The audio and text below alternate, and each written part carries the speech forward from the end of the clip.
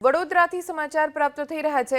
વડસર સ્થિત ક્લિએન્થા રિસર્ચ સેન્ટરમાં study case બનનાર એક યુવકનું મોત થઈ ગયું। ગુલાબસિંહ નામના વ્યક્તિને દવા આપી અને તેમના પર રિસર્ચ કરાયું। બાદમાં યુવકની તબિયત લથડતા તાત્કાલિક સારવાર હેઠળ ખસેડાયો, પરંતુ યુવકનું મોત થઈ ગયું। યુવકના મોત બાદ પરિવાર અને ક્ષત્રિય સમાજમાં શોકની લાગણી છે। ક્ષત્રિય આગેવાનોએ કંપની સામે ફરિયાદ દાખલ કરી વળતરની માંગ કરી છે। डेड बॉडी थी एने अगर एसएसजी में लाया પછી અમે ત્યાં ગયા જાયડોક્સમાં।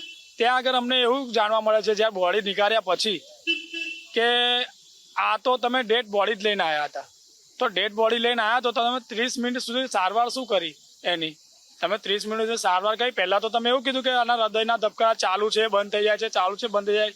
પછી તમે એવું કહો છો કે ગુલાબસિંહ રાઠોડ નામનું કોઈ વ્યક્તિ અહીંયા આગળ એડમિટ જ નથી અને એની કોઈ ટ્રીટમેન્ટ નથી થઈ।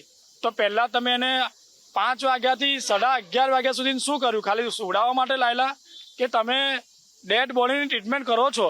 આ રિસર્ચ સેન્ટરમાં જે ગોરખ ધંધો ચાલ્યો, જે ગોરખ ધંધાના લીધે 37 વર્ષના ગુલાબસિંહ રાઠોડ નામના યુવાનનું મૃત્યુ થયું છે।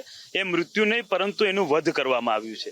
કારણ કે આ રિસર્ચ સેન્ટરમાં જે પણ સરકારે પરવાનગી આપી હશે એ દવાઓની ઉપરાંત અતિથી અતિ ગંભીર દવાનું પણ પરીક્ષણ કરવામાં આવ્યું, જેના કારણે એમના શરીર પર આડઅસર થઈને એમનું મૃત્યુ થયું। મૃત્યુ એ જ રિસર્ચ સેન્ટરમાં થયું છે, ચોક્કસથી છે। કારણ કે ત્યાંથી ઝાયડસ લઈ જવામાં આવે છે, ત્યાં પણ એવું કહેવામાં આવે છે કે તમે તો ડેડ બોડી લઈને આવ્યા છો। આજે રિપોર્ટ, પોસ્ટમોર્ટમ રિપોર્ટનું અત્યારે ઇંતજાર છે। ત્યાર પછી અમે ન્યાયની માંગણી કરીએ છીએ।